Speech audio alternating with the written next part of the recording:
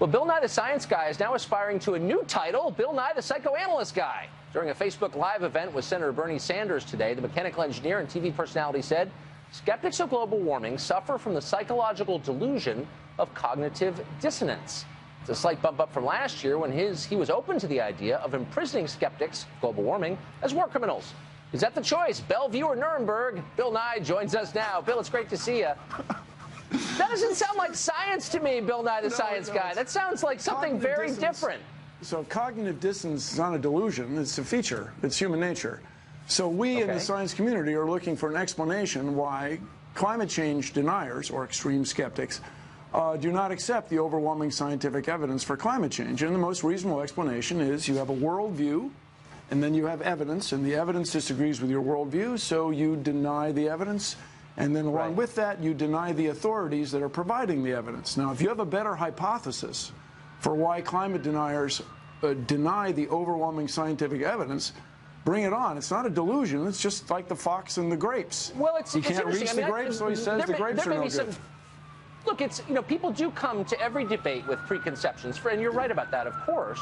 But the essence of science is extreme skepticism. We always ought to be asking ourselves, is my hypothesis true? I'm a member of both skeptic organizations, Mr. Carlson, and this is climate change denial is denial. The evidence is overwhelming. Don't get me wrong. I love you as a person more than life itself, but the evidence for climate change is overwhelming. So we are looking for an explanation of why you guys are having so much trouble with it. So down. Before the name calling begins, and before you try to end the conversation, let's start it by asking what exactly you mean. Now, I think most people are open to the idea that the climate is changing. It has always changed, by the way, as you know. It's the rate, Mr. Carlson. It's the rate that's such a concern. The core question, from what I can tell, is why the change? Is it part of the endless cycle of climate change, or is human activity causing it? That seems to be the debate to me, and it seems an open question, not a settled question, to what degree human activity is causing that. Is that not an open question? It's not an open question. It's a settled question. Human activity is causing climate change. To what degree? To a degree that it's a very serious problem in the next few decades. But wait, stop. Wait, no, you said it's a settled point, and I'm asking a very precise question. It's a settled point. Then if you'll elucidate it for me, I'd be grateful. To what degree is climate change caused by human activity? Is 100% of climate change is caused by human activity? Is it 74.3%? It's settled science. Please tell us to what degree human activity is responsible. So the word degree is a word that you chose.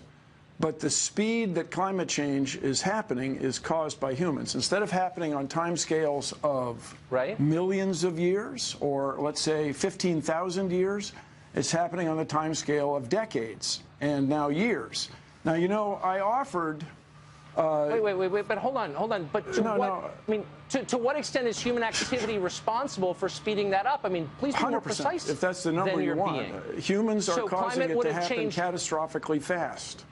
Okay, so at what rate would it have changed without human activity? And you look annoyed that I'm asking these questions, but they're very basic questions. They're not denial. So basically, the cycles of climate change, the last ice age we had was tens of thousands of years ago.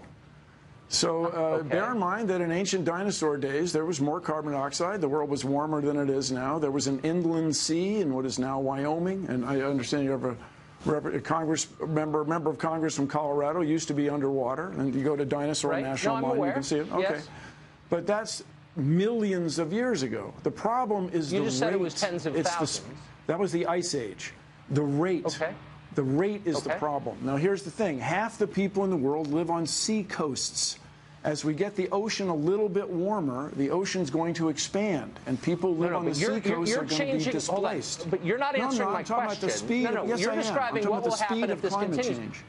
And I'm asking you a simple question. Hold on. I'm asking you a simple question about the rate of climate change. So the rate. You said that it would be happening, but that rate has accelerated because of human activity. And I'm asking you very simply. The word accelerated is an understatement. Okay, it's happening extraordinarily fast. I'm asking you a simple question.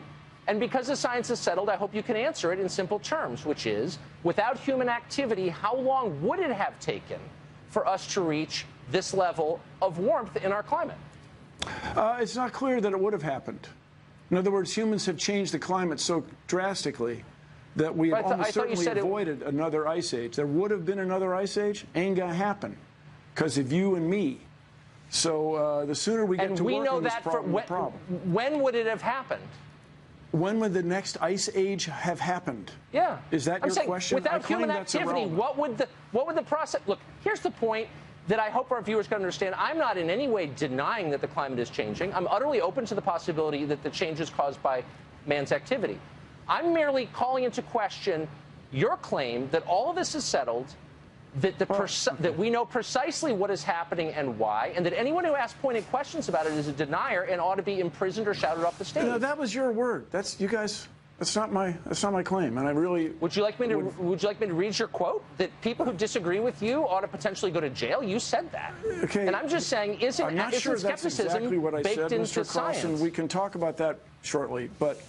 Is it appropriate to jail the guys from Enron? Was it appropriate to jail the people of the cigarette industry who promised it wasn't addictive, et cetera? Okay. Look, my only point is, shouldn't we be encouraging people to ask honest questions, which I am doing, and you don't seem to have the answers to those questions. Okay, I got to disagree with you. I claim I do have the answers. Okay.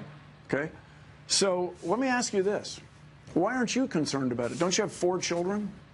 Why aren't you concerned about climate change? That's why I'm having you on. Look, you don't reach correct conclusions in science or politics or any other field unless you can ask honest answers without being shouted down by people like you. But I know what you mean.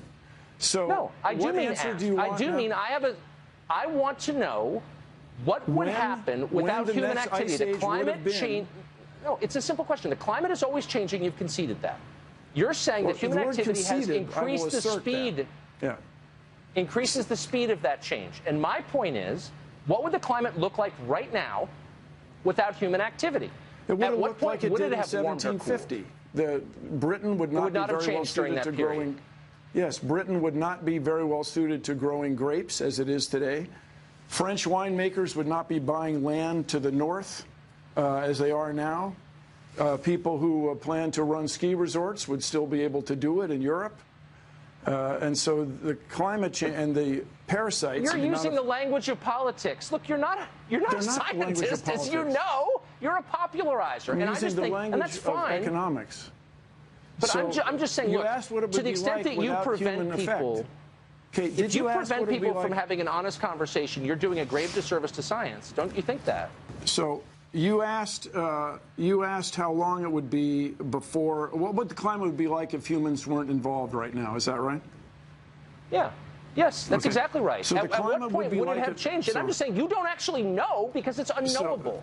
So why aren't you open to questions? This is how long it takes you to interrupt me, okay? It takes you quite a bit less than 6 seconds. So the climate would be like it was in 1750.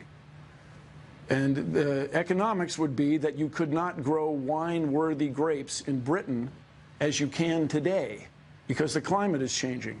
The use of pesticides in the Midwest would not be increasing because the parasites are showing up sooner or the pests are showing up sooner and hanging around longer.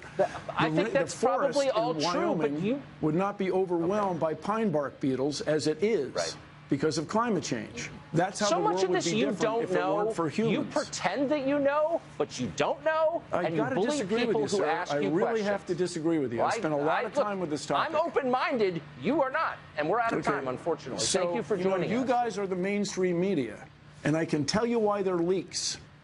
Because the president has created 2 factions in his administration. They don't like each other, so they leak. It's not from the outside, it's from the inside. Carry on, Mr. Carlson. I'm sure we will cross paths again. That's a very ominous thing to say. I don't know what it means, but come back anytime.